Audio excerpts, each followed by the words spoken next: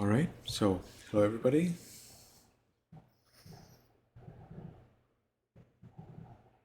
Okay.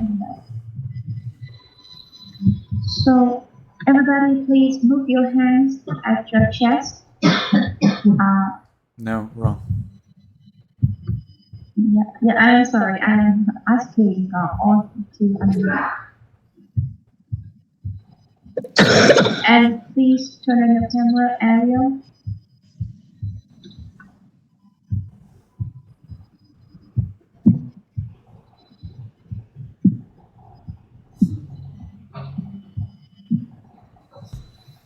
Lucas, can you please move your camera a bit further? We need to see your complete posture. No. Wrong. Totally wrong. So first you ask them to unmute. Yes. So everyone, please Do you unmute. actually see the syllabus? Do you actually see the procedure? Are you looking at it right now? You need to be looking at it right now because you will never be able to remember this. It's so many rules. Are you looking at it right Yeah. now? What Yes, is the I am. very first thing? Can you read it for me? Can you read for me the first cell that you're supposed to read now? What is it?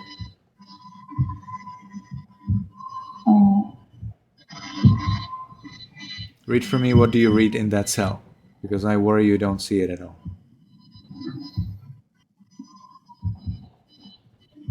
You see, you did not turn it on. This is not the way we do it. You first need to turn on the syllabus, then you go to the tab for teachers and assistants, and then you find the cell that's relevant for that moment.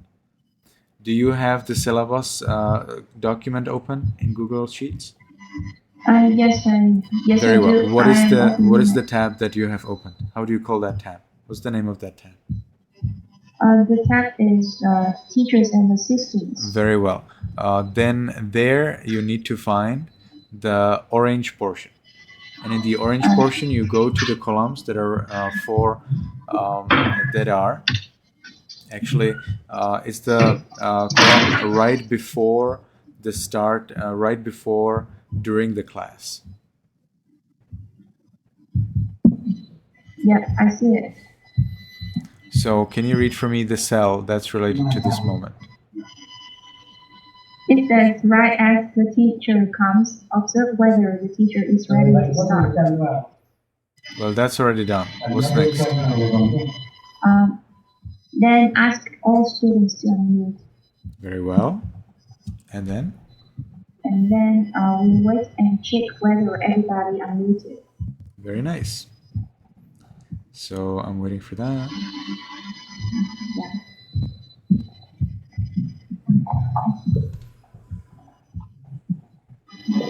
And then what do you read there?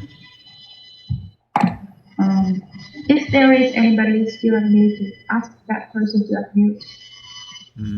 And then? That's also And then, done. yeah.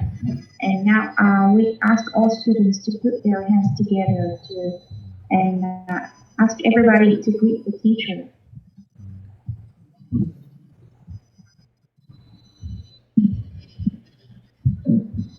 Yeah, excuse me, I would like to unmute Ariel.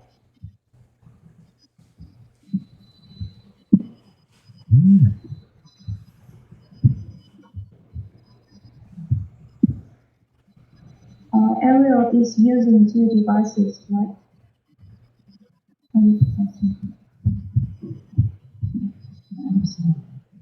So we're done with the part unmuting microphones. So now, everybody, please put your hands at your chest and say, "Hello, Venerable Sir." Hello, Venerable Sir. Venerable Sir. Venerable Sir. Okay, hello everybody. So whenever you meet with a monk, it's good to keep your hands at the chest and say, hello, Venerable Sir. And when a monk is going, when a monk is leaving, or when you're leaving, you can put your hands together and say, goodbye, Venerable Sir. All right. So yesterday or last week, actually, we We're talking about meditation. We're talking about the proper posture for meditation, and we also did meditation for a few minutes. I wonder if we have a new person here today who did not come last week. Okay, Lucas. Did you watch the recording from the last week? No, I haven't. I see. And did you actually get that recording? Yes, I got a message yesterday, like last night. I see. And is the recording from the last lesson included in those messages? I think it's about the homework. There's something about homework, but is there also recording of the class from the last class? I haven't checked. You will have to check it. Okay. So in the last class, I explained how to sit in meditation. All right, and I also explained how to keep your camera so that I can see your hands, your legs, hands, and face. And I also explained there a little bit on meditation practice itself. Okay, so to summarize a little,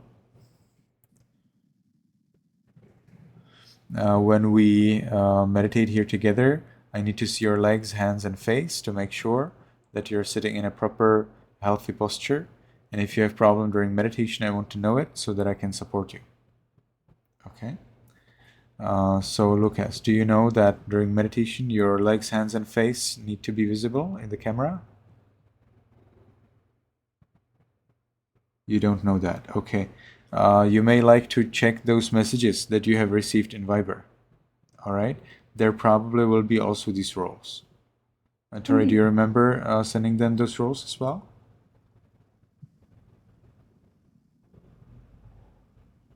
When you I can't recall right now. I think I did. okay. Best you have. Yes, but parent didn't respond to me. I see. Okay, but the student somehow got linked to our meeting.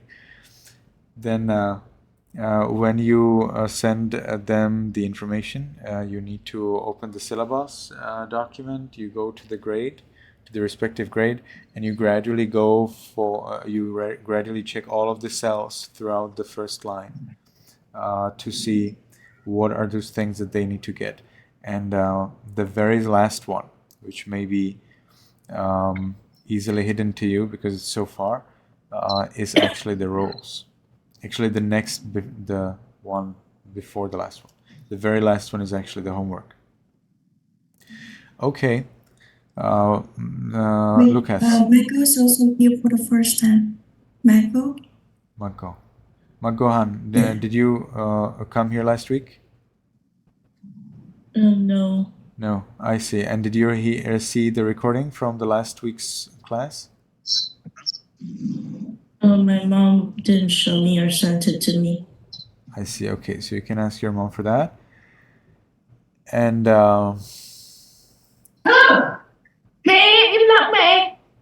Lucas, you will need to be visible in your camera. So Lucas, can you sit on the floor in such a way that your legs, hands, and face are visible? Can you see everybody else is sitting that way? Yes, hold on. I'm waiting for that.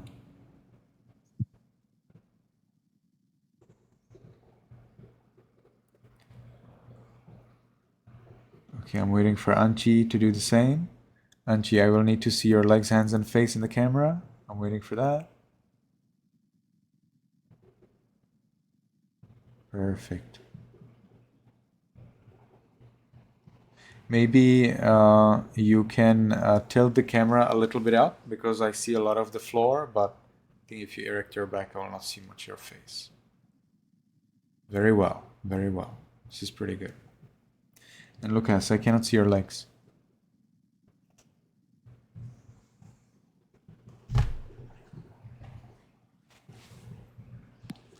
Is this okay?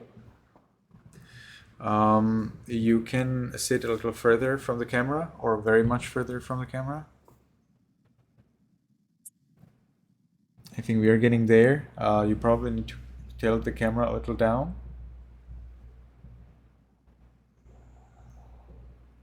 Okay, now I'm missing your face. So you need to sit. You need to tilt it a little up and sit further than this.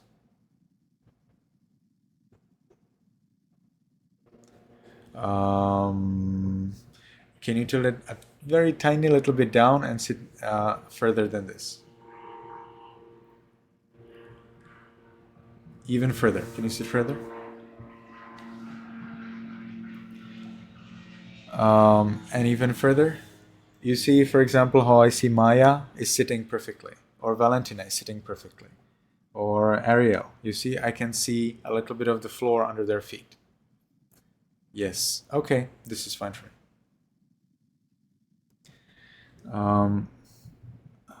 Dane Van Bak, I would be happier if you have your camera above yourself, not that you are above the camera. The camera needs to be above you. I wonder if the place where you're sitting is maybe too soft. You need to be sitting on a rather harder surface. So I would like to suggest to switch yourself with the camera.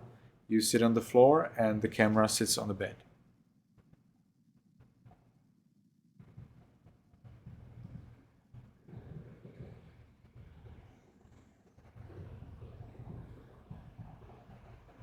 Okay. Because we have plenty of things to do.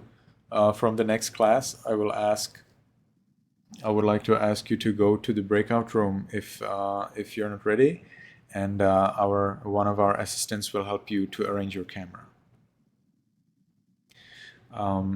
Yes, Dinh Van Bak, I think you will need to tilt your camera a little down.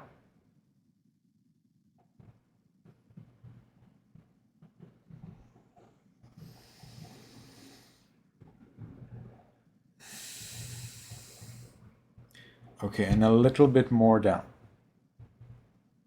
You need to, yes, I see a lot of, yes, perfect, well done. So this is about the camera. Then second thing is about the posture. The legs need to be positioned in the right way. To position your legs properly, you have several options. I would like to recommend 3. So I'm talking now to Dinh Van Bak, to Lucas, and to Dustin Lap, and to Magohan, who are not sitting in a meditation posture. So now please watch how meditation posture looks like. So for meditation posture, you can choose the Burmese posture, where you have the thighs, knees, calves, and the feet all on the floor. You see, they're all nicely on the floor. That's one way. Another way is that you take one foot, doesn't matter which one, and you place it between the thigh and the calf gently. You see, it's not squeezed there, it's just gently placed on it. And the third version is that you keep your foot on a thigh. All right, so these are 3 postures that I would like to recommend for our meditation. There are other postures, such as the lotus posture, but they may be problematic. If you sit in a lotus posture, then make sure you have no cushion. And if you have no cushion, look whether you have some space between your knee and the floor. If there is a space between the knee and the floor, then that means it's wrong. You're not ready to meditate in this posture. All right?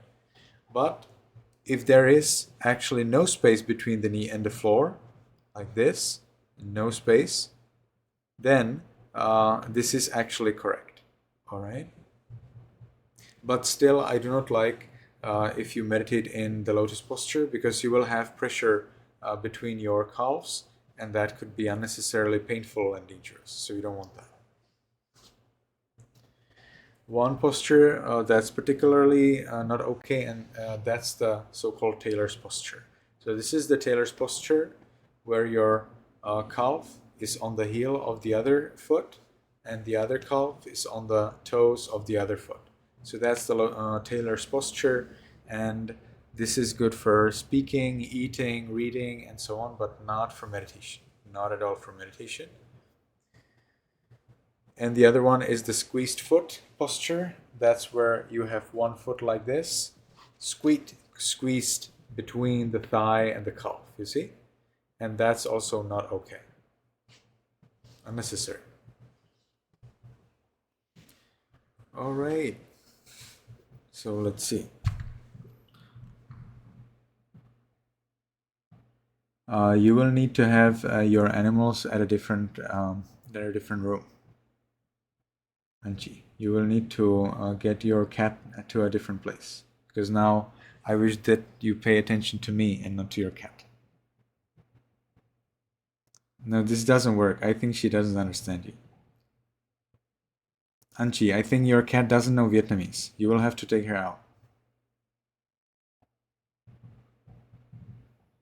Nor English. No, it doesn't work. You will have to take her out.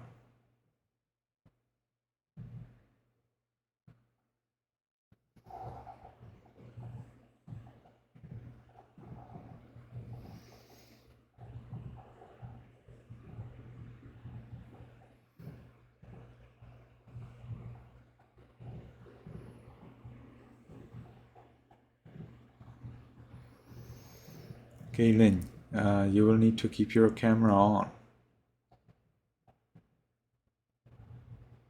For our classes, Kaylin, you need to keep your camera on. Tell us if you have a problem. Okay. Kaylin is a student or an assistant, or what's the plan? I have no idea. Vaseline, do you speak English?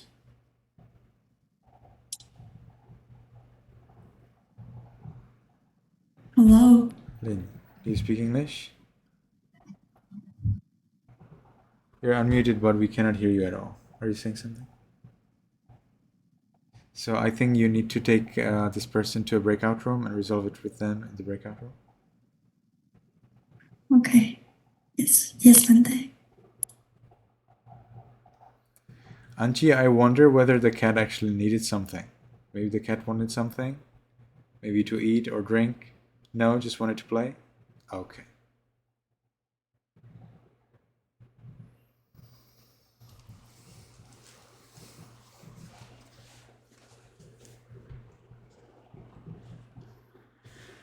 All right. So as we are sitting in a comfortable meditation posture,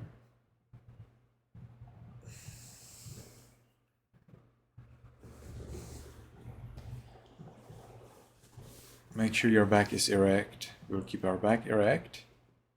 We'll tilt the head a little down and then send the head back. Okay? If it is uncomfortable, it's wrong. So it needs to be comfortable. Maybe weird, but that's fine. But not uncomfortable. It cannot be painful. If you can tilt your head back, tilt your head in front, of course, not back, and you send it a little back, then that's very healthy, and you can meditate in this with high probability that you will have no pain. So who is there in the breakout room with Kaylin? Or she disappeared? Sorry. I cannot hear you. You're muted. And now frozen. Okay, whatever. So your back needs to be erect. You can also help your back to be erect by taking your tips of your shoulders and pushing them a little back. Let's see if you can do that. Ding Fan Bak. I worry that you're not sitting in meditation posture. Can you maybe turn off the phone so that it doesn't disturb you?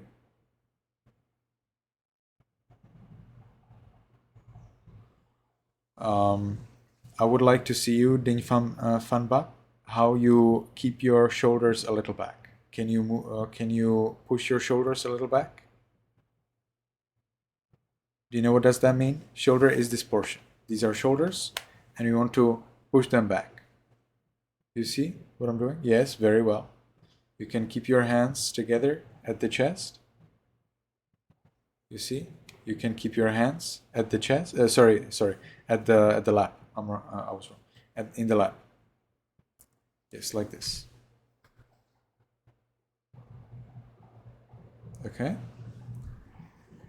And we will not be closing our eyes, but we will also not be staring at the videos at the meeting. We will instead be looking at the floor right in front of us.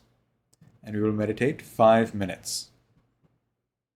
So make sure you see the floor in front of yourself, about 1 foot, 2 feet in front of yourself. And we make the first determination in our minds voicelessly. From now on, for 5 minutes, I will meditate on muscles and radiate loving kindness without any movement. From now on, for 5 minutes, I will meditate on muscles and radiate loving kindness without any movement.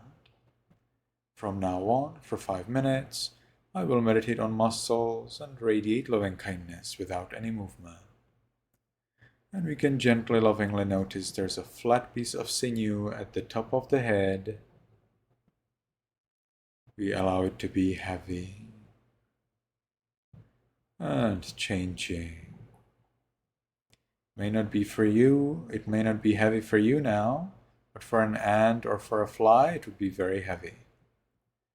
And it surely looks different than how it looked when you were little kids, and after about 50-90 years, it will also look different. So in a way, we can say it's changing.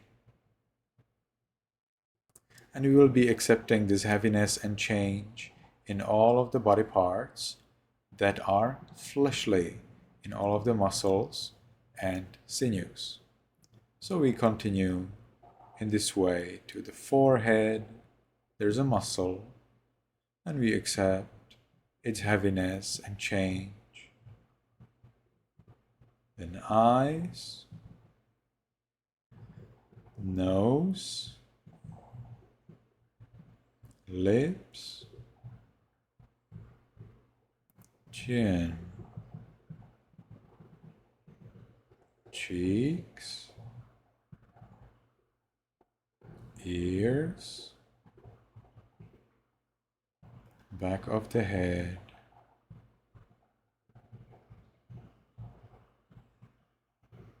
we allow all of the muscles and sinews throughout the head to be heavy and changing.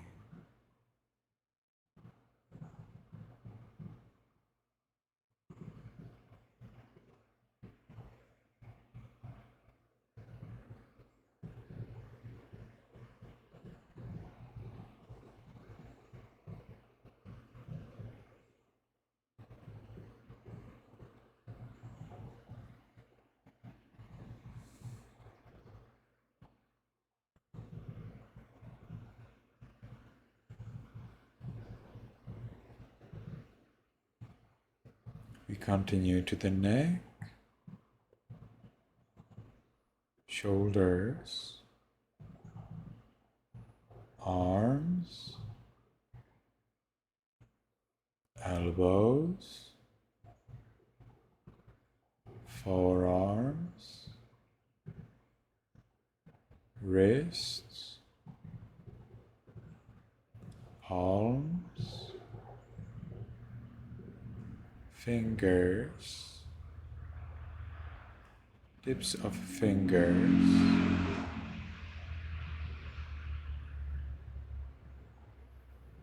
chest,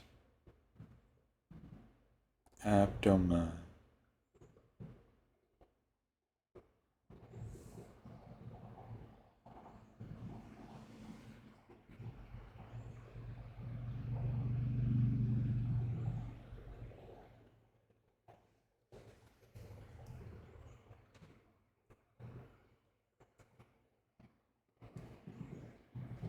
And we continue, we are at the chest, abdomen, back. We allow all of the muscles and sinews throughout the upper part of the body to be heavy and changing.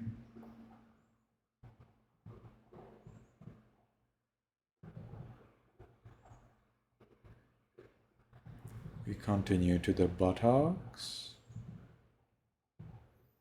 thighs, knees, calves, heels, soles,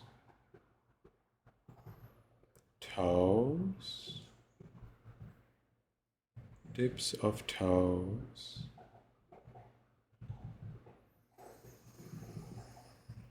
We allow all of the body parts, all of the muscles and sinews throughout the body to be heavy and changing.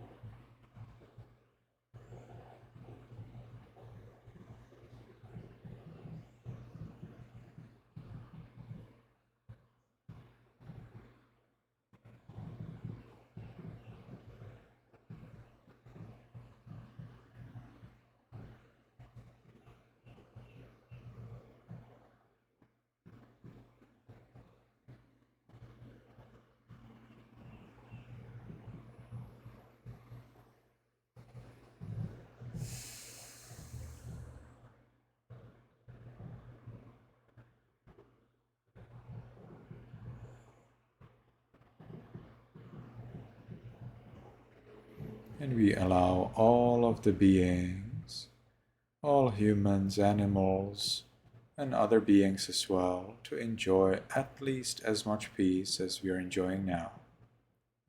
So we can wish, we can allow in our minds voicelessly, may all beings, including me, be in peace.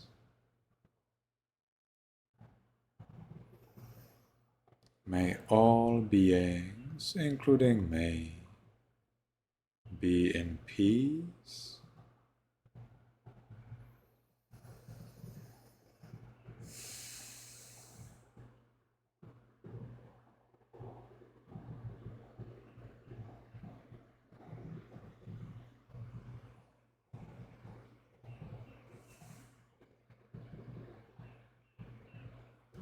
Now, because the time for this sitting is finished, let's make the last determination in our minds voicelessly.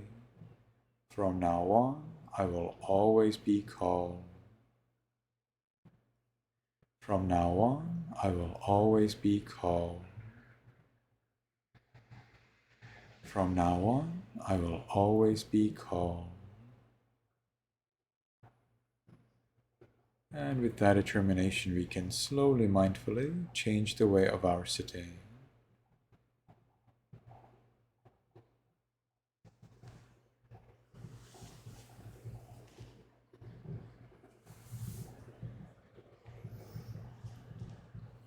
So we will sit in the so-called mermaid's posture. I would like to ask Dustin Lott to sit in mermaid's posture, and Lucas and Magohan as well. See how mermaid's posture looks like. It's keeping both of your feet and calves right next to you. See if you can sit like this. Okay. And Dinh Phan Bak. Is this correct? I'm waiting for Dinh Phan Bak to sit like that. You see? You're keeping both legs by the side. Yes, very well. Very well, success. So in this posture, we will take about 30 seconds and we will just enjoy the peace. We'll be watching what's going on in the mind without making any movement.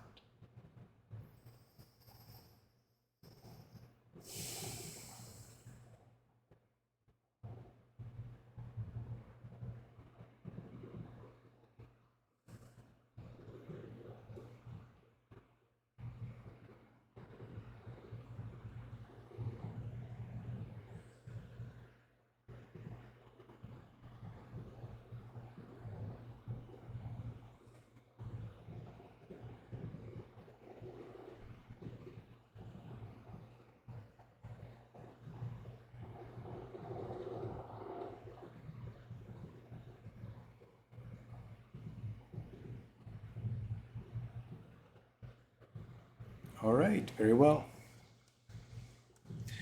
So now, from now on, you will actually have two pieces of homework. One homework is the one from the book, and the other one is to meditate. If you can meditate every day, then meditation will substantially support your life and everything that you do and everything that you want to do. If you meditate every day, meditation can support the way how you think, how you remember, and how you deal with people. Meditation can provide you with additional peace and higher intelligence.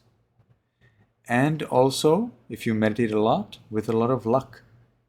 So you're then more lucky to be successful in that what you want. And I would like to encourage you all, therefore, to meditate every day. Now, if you meditate every day, you will notice that there is a problem. To meditate every day, there are always two enemies. Not one, not three. Always there are two enemies for meditation every day. The two enemies for your everyday meditation are the mind and the body. Okay? So, if your mind says, I will meditate maybe tomorrow, no need to meditate today, or I don't have much time, or maybe it's not useful, or maybe I have something else more important, then that's when your mind is fighting with you. Do you want to get conquered by your mind? Do you want to continue being a slave of your mind? Your body can also be your enemy when you try to meditate every day. For example, your body makes you so tired that you just don't want to meditate. Or it makes you so hungry that you just don't want to do anything else than just go to eat something. Or so thirsty, or something else. So the mind and the body, they're the only two enemies that may stop you from meditating every day. Nobody else can do that. And now it's your choice. Do you want to be a slave of your body and mind? Or do you want to be their Lord? In the Buddha's teachings, we learn how to be the Lord of our mind and the body. We do that through wisdom. We understand the consequences. We understand that if I don't meditate, well, then I do not get those additional benefits. If I don't get the additional benefits, well, then that means that I may lose my opportunities. I may lose my luck. I may lose the additional intelligence.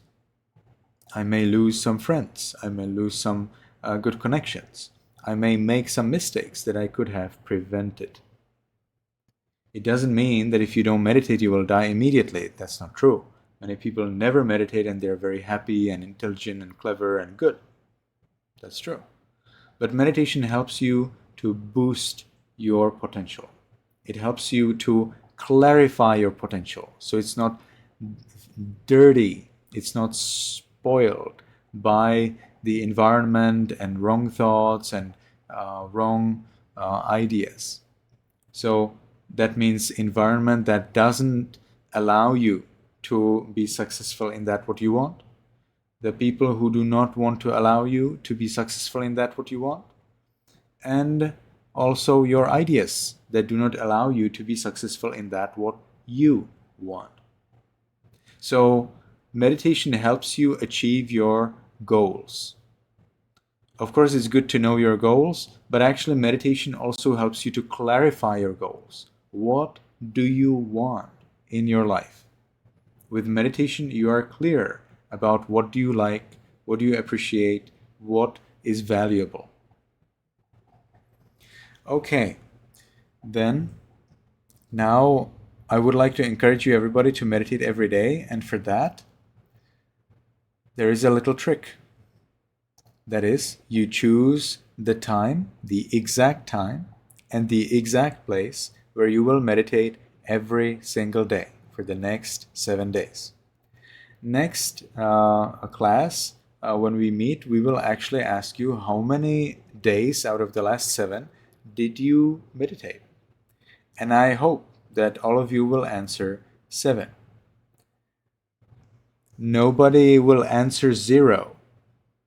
Why nobody will answer 0? Anybody knows why it's not possible to answer 0? Yes, Valentina? Because today counts. That's right, because today counts. Okay, so for today you have done your meditation. Now what remains is the 6 days that remain to our class. All right, we do not count the meditation of the next class. We count the meditation of this class for the next class quiz where I ask you how many days did you meditate in the lesson. Okay, so I will be asking you about the exact time, exact place. Do not tell me morning or evening. Useless. You will not get away with that. I will ask you at exactly what time. Anyway. So you tell me 6 a.m. or 7 a.m. or 1 p.m. or 3 p.m. or 7 p.m. or 9 p.m., whatever you want. I would like to, however, encourage you to meditate in the morning, because I have found out that not only me, but also for others, if we meditate in the morning, there's a high chance we will really meditate. If you decide to meditate in the evening, it will be harder for you. And I can guarantee you that if you decide to meditate in the evening, there's a very high probability that you will not be able to meditate all 7 days. Why exactly? I don't know. But somehow it's the way it is. When students decide to meditate every day, they always meditate more than the others who decided to meditate in the evening. And especially now in the beginning, you want to make sure that meditation is comfortable for you, convenient, and that the probability for your practice is high. And therefore, again, I would like to recommend to you to choose exact time in the morning. But if you choose evening, that's the way you do it. Place. Also, I want to know the exact place. So you can choose your room or the living room or the kitchen or something else. But that's not enough for me. I need to know the exact place. Ding Fan Bak, do you know what I just said? What did I say about the place? Can you tell me? Can you unmute yourself and tell me what did I say about the place? Okay, whoever is there in your room, you need to say, I am now listening to an extremely important lecture. That's so important for my life. So please speak to me after the lecture. That's what you can tell them. I cannot hear you. You're muted. Did you tell me something? You can unmute yourself and tell it to me.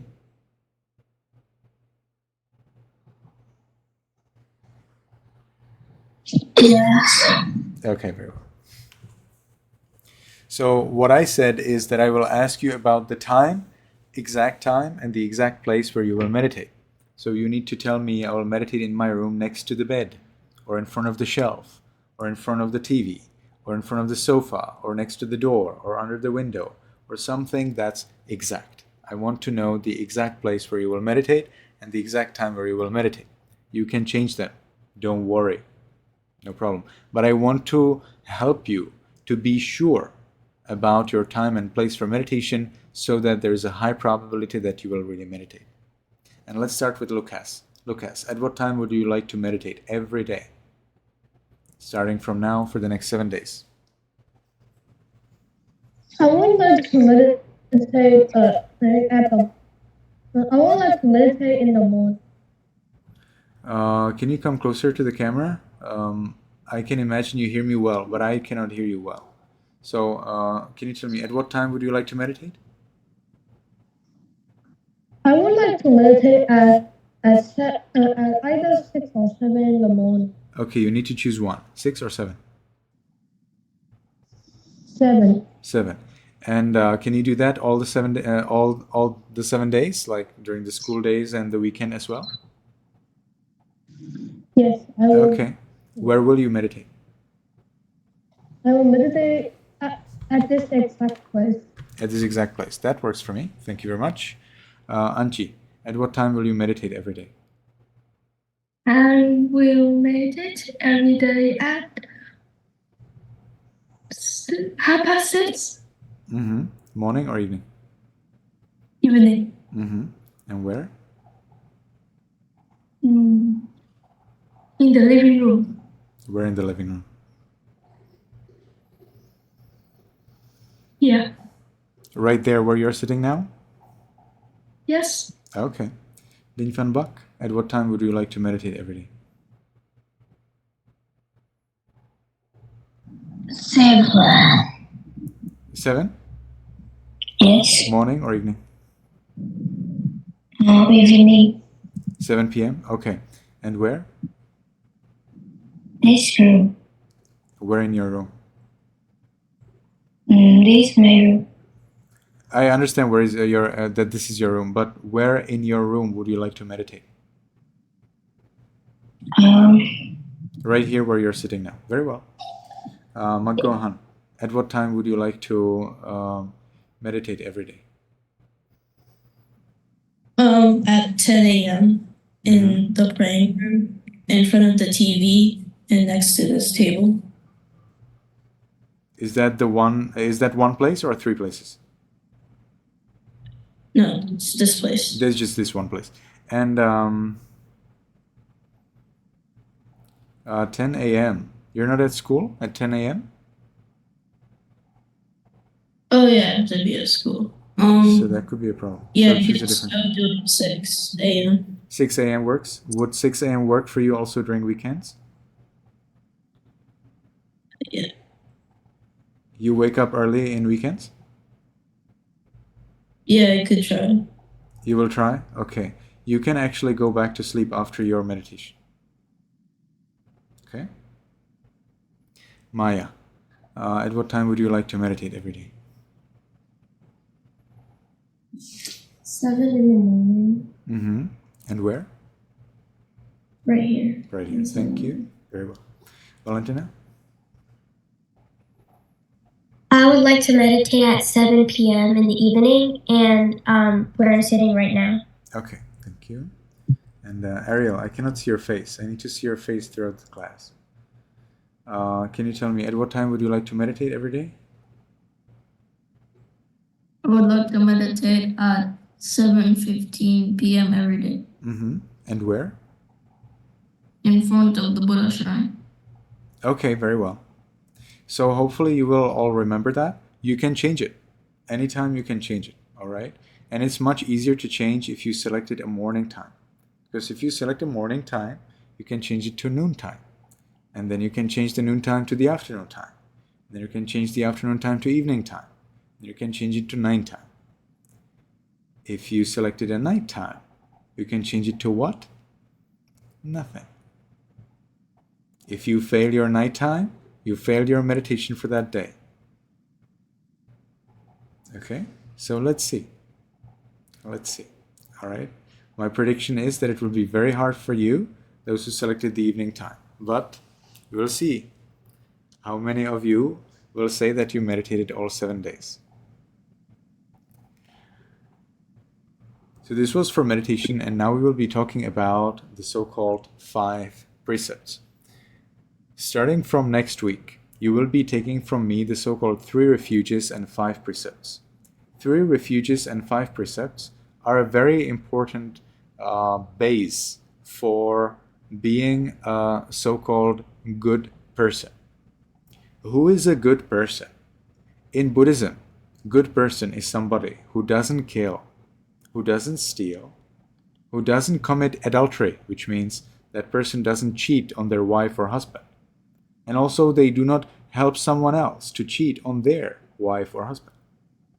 Somebody who doesn't tell lies, and somebody who doesn't drink alcohol. And these 5 roles, that means not killing, not stealing, no adultery, no telling lies, no drinking alcohol, no taking drugs, is in that. So they are meant to the absolute extreme. Not like not killing sometimes, but killing some other times. Or not telling sometimes, but telling lies some other times. No, that's not how we do it. We follow it thoroughly. We never kill, regardless of the reasons. We never steal, regardless of the reasons. We never cheat on our wife or husband if we have one.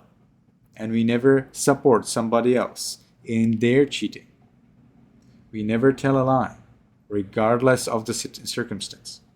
And we never drink alcohol or take drugs, again, regardless of the circumstance. We are very strict. It's called principle. Principles is something that makes you a good person. What do I mean by a good person? Is a reliable person.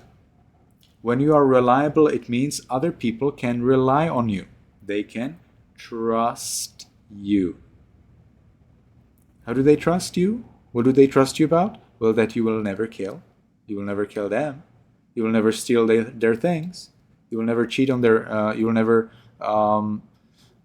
cheat on them if they're your wife or husband. And you will not also make them, be cheated. You will also never tell them a lie, and you will also never come drunk and make trouble. So that way you become a trustworthy person. How do you become trustworthy? Because you have these principles. People will find out, don't worry. In the society of liars, people immediately find out when somebody doesn't tell lies. Because people who don't tell lies are very rare. Instead, people who tell lies are very common. In the culture of this country, and that means in the US, it's actually okay to tell lies sometimes. That's not the Buddhist culture, and we do not follow that. We never tell lies. There's no way. Instead, you always tell truth. In the beginning, it's shocking.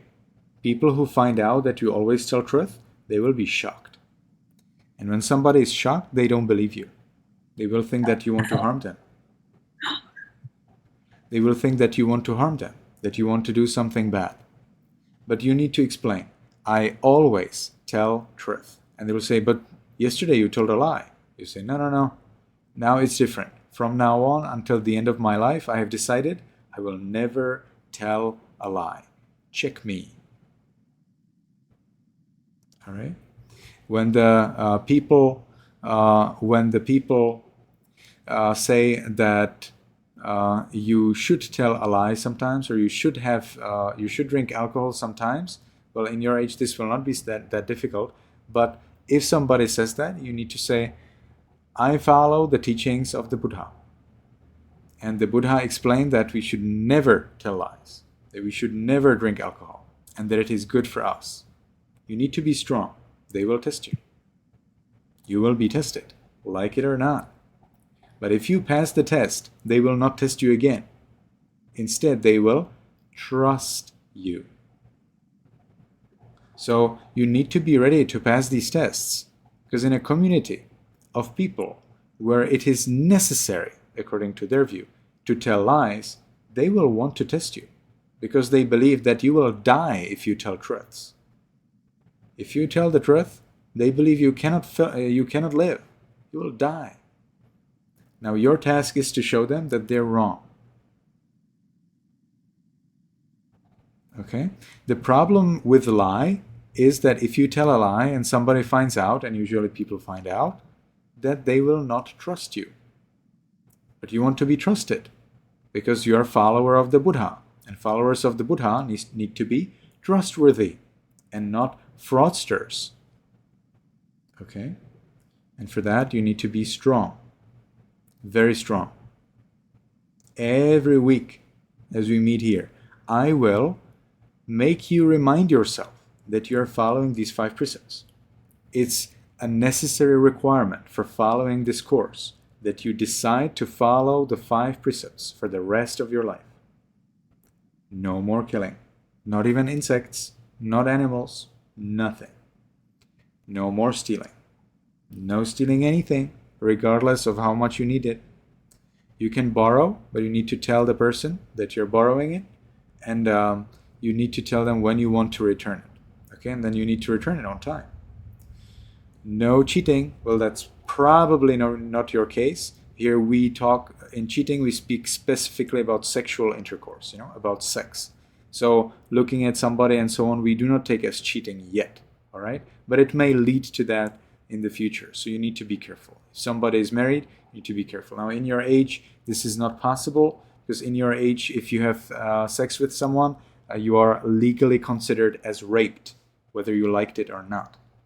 So it's not possible for you. But this is for the future. You're getting ready for the near future, when you're 18, 19, and so on. No telling lies. You don't tell lie even when you think it will make another person happy. No way. No way. If you want to tell a joke, you need to say, I'm telling a joke. You cannot just say something and expect them to laugh, and then they don't understand it, and they will think that it's true. But it's a joke, so it's something else than what's true, and of course that's a problem. So you need to say, wait, I'm going to tell you a joke. This did not happen. And then you tell what you want to say. Then as for drinking alcohol, you never drink alcohol, even a drop of it. Okay? Because those who drink alcohol, they also would like to drink just a few drops. But then they drink some more drops, and more drops, and even more drops, and then they get drunk. So you never drink even a drop of an alcohol. Even if your best friend says, if you don't drink this alcohol, you're not my friend anymore. Then you say, I have my principles, and I will not drink my alcohol. I will not drink any alcohol. Okay? You can always drink water. Pure water. Pure water. Not alcohol. Okay? Alcohol is water with alcohol. But you want to drink pure water or a fruit juice or something else that's not alcoholic, that will not make your mind, that will not reduce your mindfulness, that will not reduce your ability of concentration and intelligence. Alcohol is a poison. How come that a wise person who follows the Buddha's teachings would drink poison? No, it doesn't come. It's not possible. A wise person who follows the Buddha's teachings never drinks even a drop of alcohol, because it just makes no sense to drink poison. But the little difference between common poison and alcohol is that if you drink poison, you harm only yourself. If you drink alcohol, you harm yourself and others as well. For example, if you drive or if you tell them something and so on.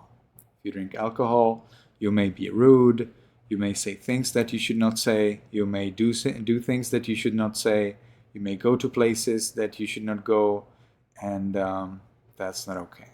Those who drink alcohol easily break the remaining 4 rules.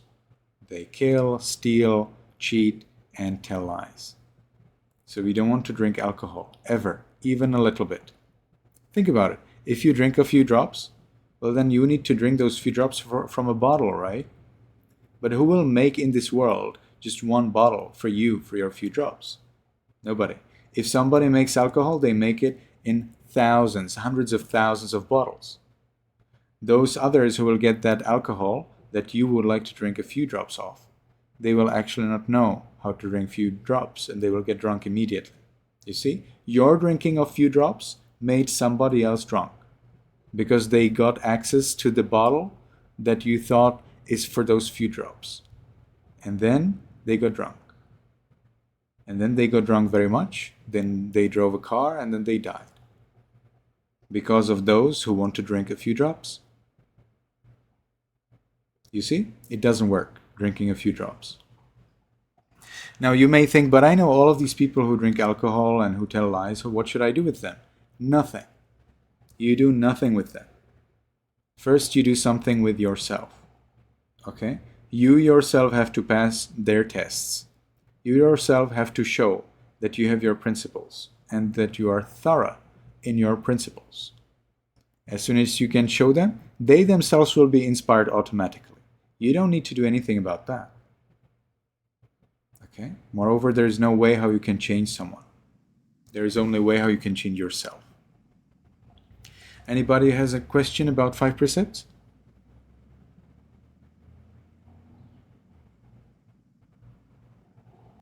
No question about 5 precepts? Dustin, I would like to see your face.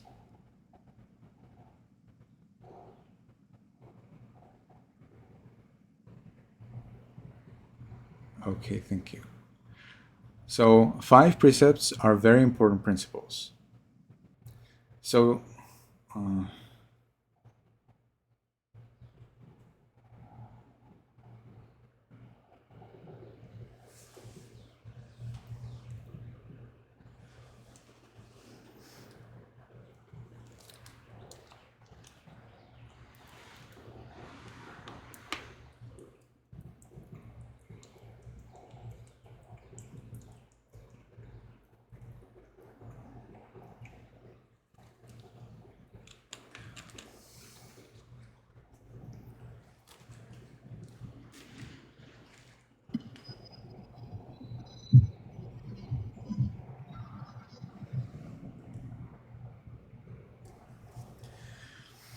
five precepts. So now I would like to ask you if you are now resolved to follow your 5 precepts, because that's one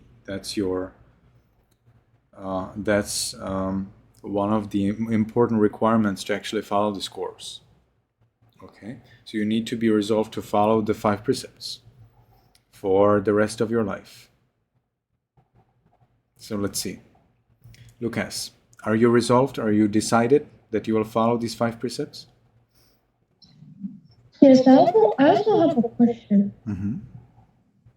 Can you mix wine with food and eat it? Can you please come closer? I don't hear you clearly. Can you eat food that has been mixed with grape wine? I see. Eat food that has been mixed with grape wine.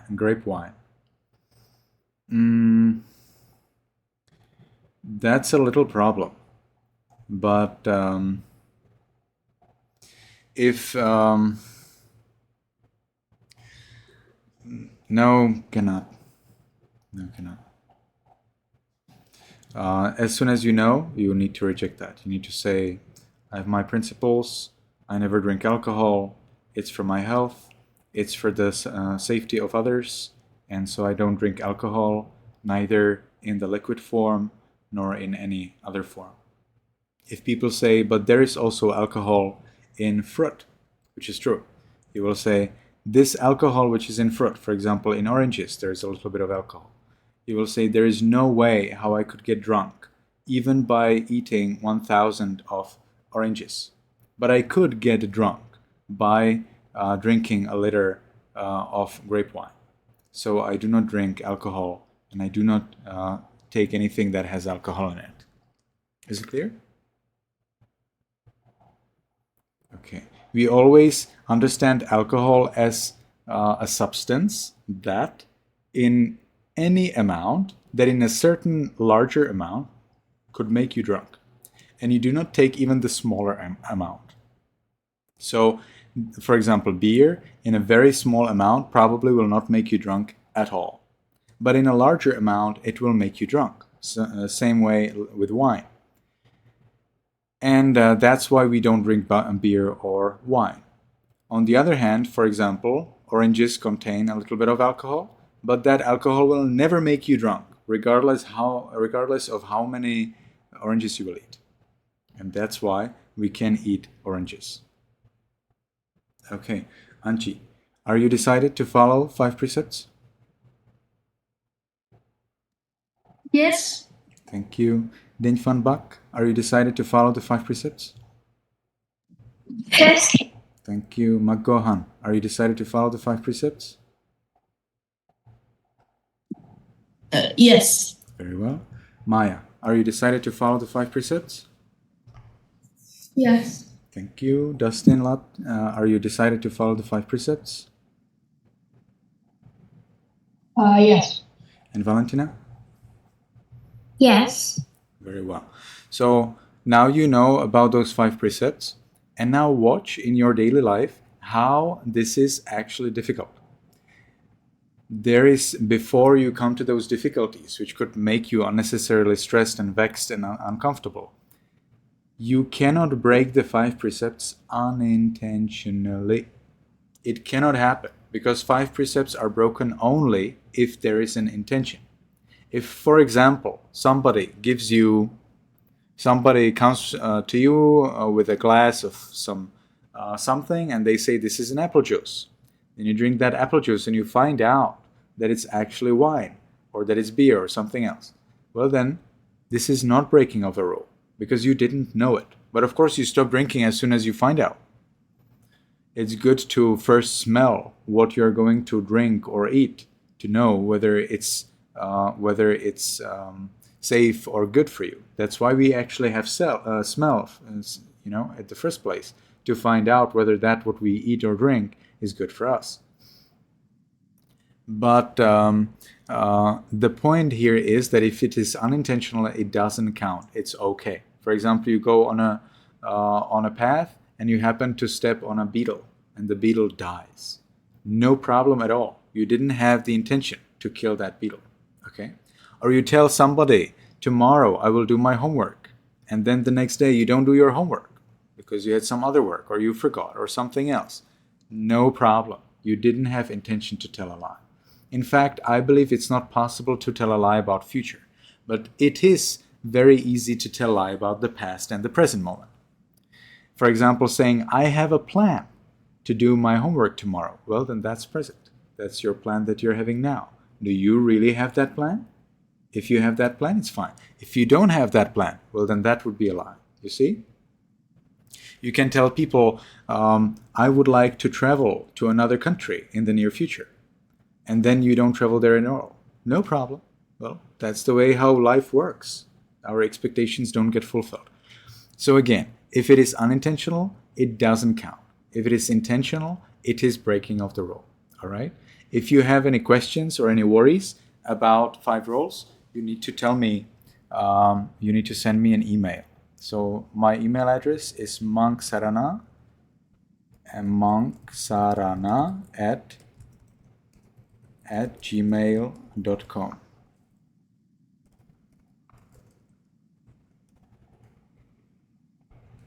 So I'm sending it to you in the Zoom chat. If you have any question, anything you would like to tell me, anything you would like to share with me, anything at all, just send me the email and we'll see. Sometimes I check email in like 2-3 days, so you need to be patient. But any email that I come across, I try to answer the best way I can. Okay. And I will particularly make sure that I will answer any email that comes from you. Any questions, any concerns? So far everything's clear. Very well. Thank you everyone for coming. May you be happy, may you be healthy, and may you be successful in everything you do. Goodbye, Venerable Sir. Goodbye, dear noble sir. Goodbye, Venerable Sir. Goodbye, Venerable Sir. So it is venerable sir. That means somebody who is worthy of veneration. That's how it's said in English. But the original word bhante, in fact, means very kind. All right? So we call monks venerable because we believe that monks are worthy of veneration, worthy of respect, because they follow a lot of rules very strictly, because they meditate, and either they will be enlightened soon or they're enlightened already. And enlightened people are venerable because they will never ever break those 5 precepts intentionally, regardless of the situation.